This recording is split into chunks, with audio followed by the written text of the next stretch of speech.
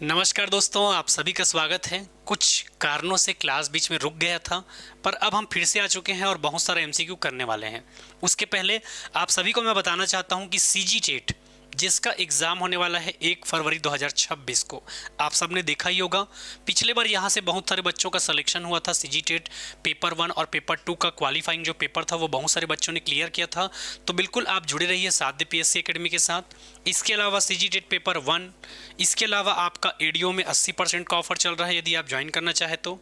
इसके अलावा यदि मैं बात करूं तो प्रयोगशाला परिचारक जिसकी क्लासेस को आप ज्वाइन कर सकते हैं मात्र 1999 रुपये में। 1 रुपये कम रखा गया है। उसके पीछे कारण मैं कभी आपको डिटेल में से बताऊंगा। जब हम कभी इकोनॉमी पढ़ेंगे तो वहाँ पर बताऊंगा कि उस 1 रुपये का महत्व क्या है। अक्सर कहा जाता है जिस इंसान ने 1 रुपये का महत्व नहीं समझा वो कभी करोड़पति नहीं बन पाएगा करके।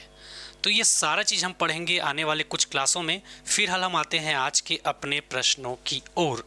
ठीक है, कौन से प्रश्न में आए थे जी हम? अभनपुर में बिजली ऑफिस वाले भाइयों और उनकी बहनों का इतना योगदान रहता है कि लाइट यहाँ ज़रूरत से ज़्यादा बंद होता है, जिसके कारण आपका क्लास बीच में रुक गया था। ठीक है, चलिए क्वेश्चन आपसे कह रहा है ऐतिहासिक अध्ययन की कितनी शाखाएं पुराणों की विषय वस्तु बनती है? 7, क्या 8 होगा, क्या 9 होगा, या आपको लग रहा है कि सर पुराणों की संख्या 18 है तो 18 तो ऑप्शन में दिया नहीं है? बताइए, ऐतिहासिक अध्ययन की कितनी शाखाएं पुराणों की विषय वस्तु बनती है? 7, हे भगवान, 4, 8 या 5? चलिए बताइए कितनी शाखाएं पुराणों की विषय वस्तु बनती है। ठीक है, तो याद रखना है आंसर क्या हो जाएगा। बिल्कुल मेरे जितने भी प्यारे बच्चे हैं सबका आंसर आ रहा है 5, और 5 वालों का आंसर बिल्कुल आपका सही है। अगला प्रश्न, पुराणों में बताए गए 4 युगों पुराणों में बताए गए 4 युगों में कौन सा क्रम सही है? कृत, त्रेता, द्वापर या कली? कली का मतलब आपका कलयुग। कली का मतलब क्या है आपका? कलयुग। तो चलिए ध्यान से पढ़िए और इसका आंसर बताइए क्या होगा।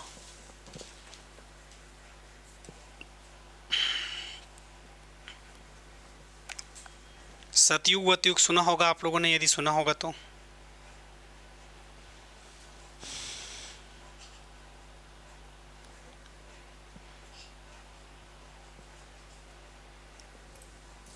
ठीक है, तो 4 युगों के बारे में बात करें तो बिल्कुल जैसा कि मैं आंसर देख पा रहा हूँ, बिल्कुल बहुत सारे बच्चों का आंसर सही है। ठीक है, तो जितने भी बच्चों का आंसर आ रहा है आपका बी वाले बच्चों का आंसर बिल्कुल सही है।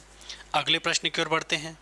कौन सा संग्रह ग्रंथ सतसहस्त्री संहिता के नाम से जाना जाता है? रामायण, महाभारत, पुराण या ऋग्वेद? चलिए बताइए।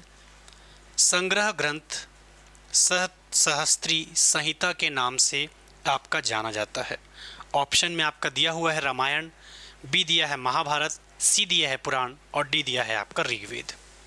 चलिए बताइए।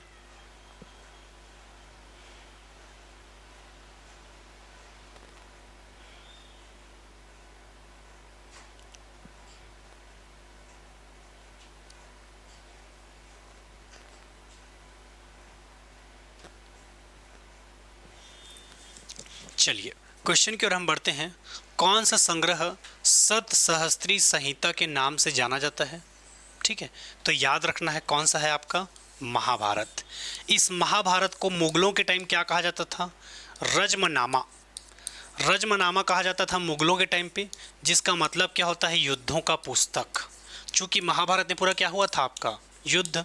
तो युद्धों का पुस्तक किसे कहा जाता है? तो याद रखना है रजमनामा को कहा जाता है।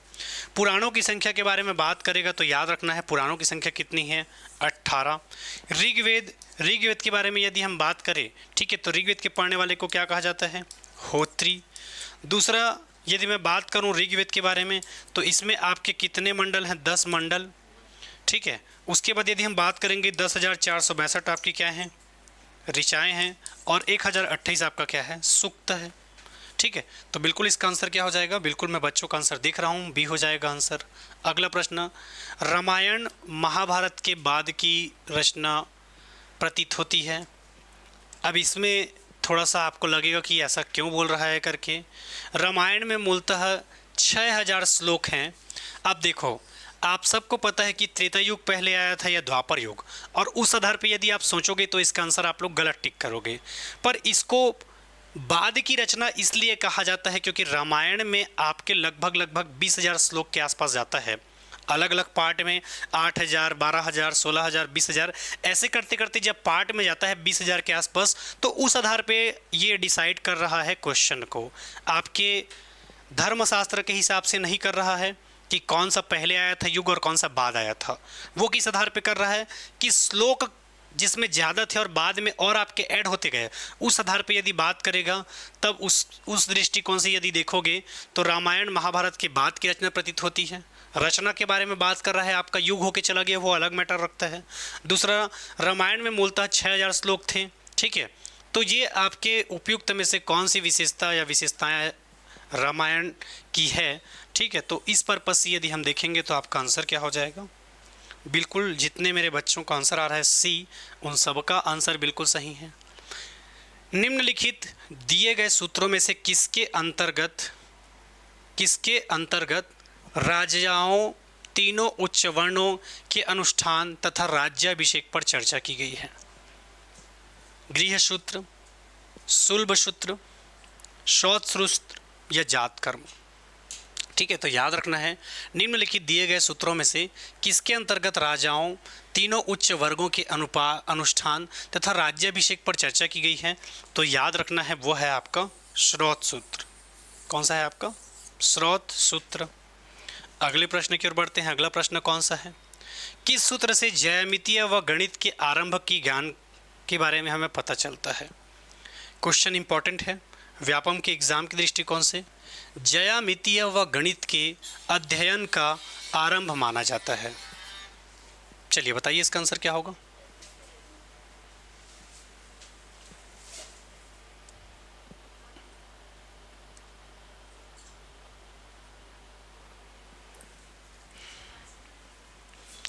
किस सूत्र से ज्यामितीय व गणित के अध्ययन का आरंभ माना जाता है? तो याद रखना है शूल्य सूत्र। क्या हो जाएगा आपका? शूल्य सूत्र, ठीक है। तो बिल्कुल आंसर क्या हो जाएगा आपका? ए हो जाएगा। अगले प्रश्न की ओर बढ़ते हैं। प्राचीन बौद्ध ग्रंथ किस भाषा में लिखे गए हैं? प्राचीन बौद्ध ग्रंथ किस भाषा में लिखे गए हैं? ब्राह्मी, पाली, संस्कृत या अरमाइक? तो प्राचीन बौद्ध ग्रंथों की यदि मैं बात करूं, किसकी? प्राचीन बौद्ध ग्रंथों की यदि मैं बात करूं तो आपको याद रखना है ये आपको मिलेगा पाली भाषा में। किस भाषा में मिलेगा आपको? पाली भाषा में मिलेगा। अगले प्रश्न की ओर बढ़ते हैं। बुद्ध के पूर्व जन्मों की कथाएं किस नाम से जानी जाती है? ये आपके व्यापम का सबसे फेवरेट क्वेश्चन है। बुद्ध के पूर्व जन्म की कथाओं के बारे में बात कर रहा है, तो याद रखना है बुद्ध के पूर्व जन्म की कथाओं के बारे में हमें किससे मिलता है? तो आपके पिटक नहीं, सुत्त पिटक नहीं, तेरगाथा नहीं, बल्कि आपके जातक में। किस में मिलती है? जातक में बुद्ध के पूर्व जन्म की कथाएं मिलती है आपकी। तो बिल्कुल आंसर क्या हो जाएगा? सी। अगला प्रश्न, भारत के निम्नलिखित पर्वत प्रणालियों में से कौन सी सबसे पुरानी है? चलिए बताइए इसका आंसर क्या होगा। कल का क्लास यदि आपने देखा होगा तो इसका आंसर आप आराम से बता दोगे। केवल यदि आपने कौन सा क्लास देखा होगा? कल का क्लास देखा होगा तो इसका आंसर आप लोग बता दोगे।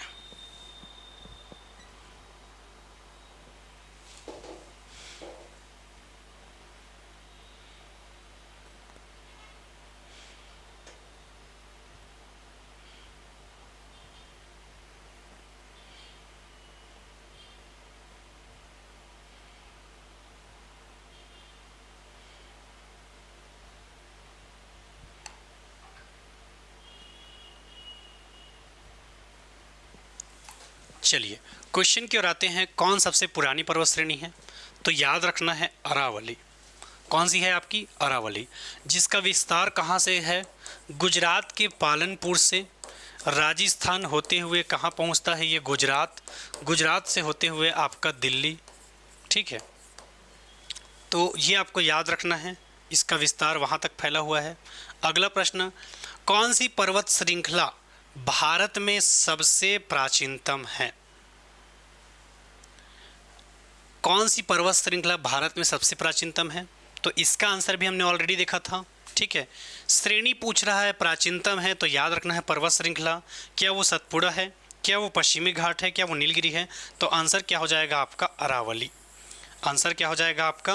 अरावली हो जाएगा, बस आपको याद रखना है। अगला प्रश्न, अरावली की श्रेणियाँ किस राज्य में स्थित है? अरावली की श्रेणियाँ किस राज्य में स्थित है?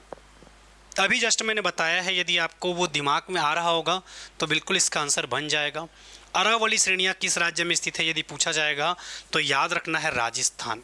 विस्तार कहाँ से कहाँ तक है, यदि आपको इतना पता चल रहा है तो बिल्कुल आपसे आंसर बन जाएगा, और आंसर बिल्कुल क्या हो जाएगा आपका? ए। अगला प्रश्न, भारत की प्राचीनतम पर्वत श्रेणी कौन सी है? तो अब तक आपको पता चल चुका है अरावली। और आज का आखिरी प्रश्न,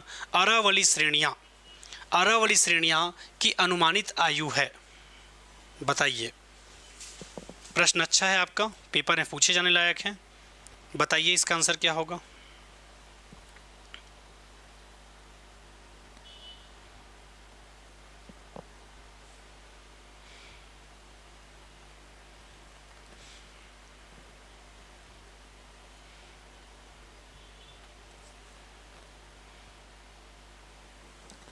ठीक है, बताइए।